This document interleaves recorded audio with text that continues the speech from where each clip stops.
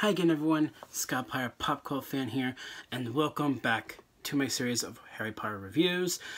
I just came back home from work, so I'm a little tired, but what I'm going to do is I'm going to shorten my series of Harry Potter reviews just a little bit by talking about both Goblet of Fire and Order of the Phoenix in this video, and then I'll talk about Half-Blood Prince in a separate video, and then review both Deathly Hallows Parts 1 and 2 in one video.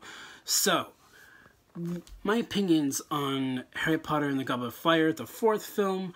It's one of my personal favorite movies because I really like the character interactions a lot more in this movie because they address puberty in this movie, but in a way that they play it for comedy, and I really like that. And because this movie, is more like Prisoner of Azkaban in the way that it feels like more of a darker tone. It's more serious, more mature, and the beginning of this movie when I think he was like a graveyard.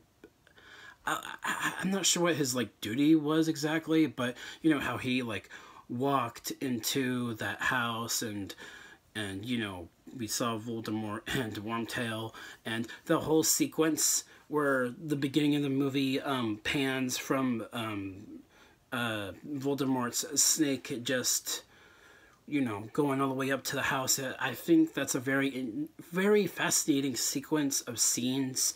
It's very cool. I really like that scene. It really does set the tone for this movie, the more serious, more mature tone.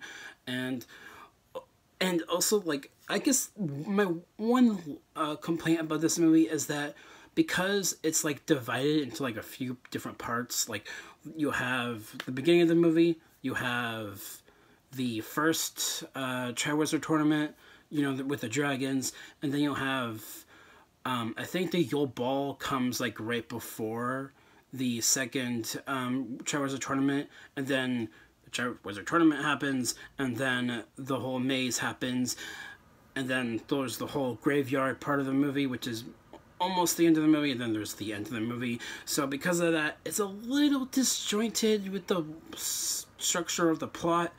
But other than that, though, just the character interactions, Daniel Radcliffe, Rupert Grint, and Emma Watson, all those characters are once again just amazing in their roles. And yeah, it's one of my personal favorite movies, even though I do think that the plot is a little discontracted because of the structure of the plot.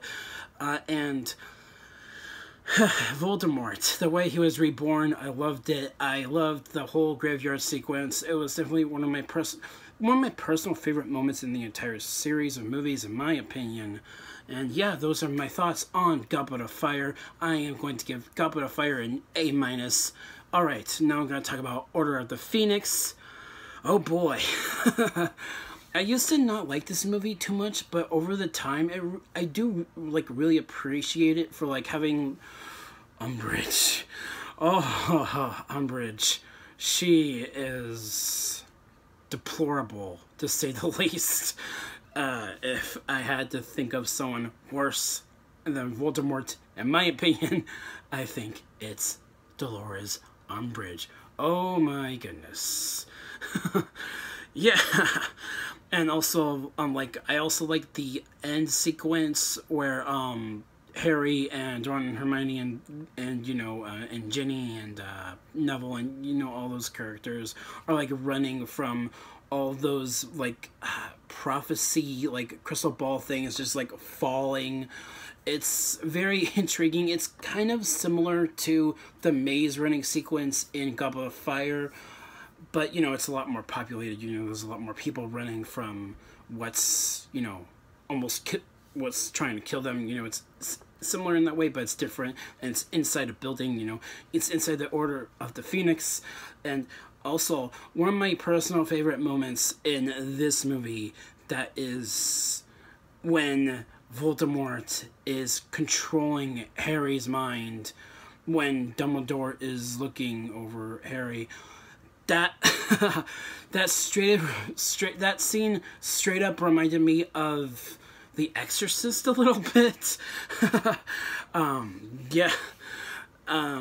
That's a very intriguing sequence. You know, and the whole speech of Harry saying, you know, he has more than what Voldemort has because he has love. He fights for love. Well, Voldemort does not have that. You know, it's the absence of love that's the definition of evil, and that's what Voldemort is. I just really love that part of the movie, and especially this movie. It has kind of like a dreamy feel to it. You know, this movie is kind of, it's kind of like that in a way. Like there's like Harry has a lot of visions in this movie. You know, it's very intriguing. You know, and also it has a more political thriller feel to it that I also really like. It's definitely a lot better than the prequels. Trust me, it's a lot better than the Star Wars prequels.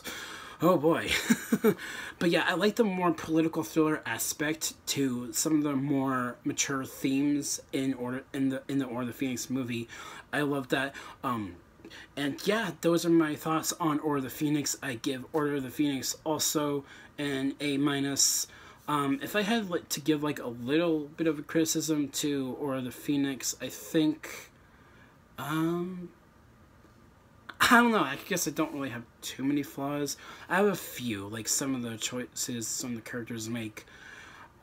But that's really it. I don't really have too many flaws about the movie. I love the soundtrack. I love the feel and overall look of the movie. And of course, Bellatrix is introduced in this movie. Oh boy. So yeah, those are my thoughts on Order of the Phoenix. I give that one also an A-. So yeah, those are my thoughts on both Goblet of Fire and Order of the Phoenix. Next time I will review Half-Blood Prince, and also after my Half-Blood Prince review, I will review the first Avengers movie, so look forward to that. So yeah, that will be it. Thank you all so much for watching. I will catch you all in the next video. Peace.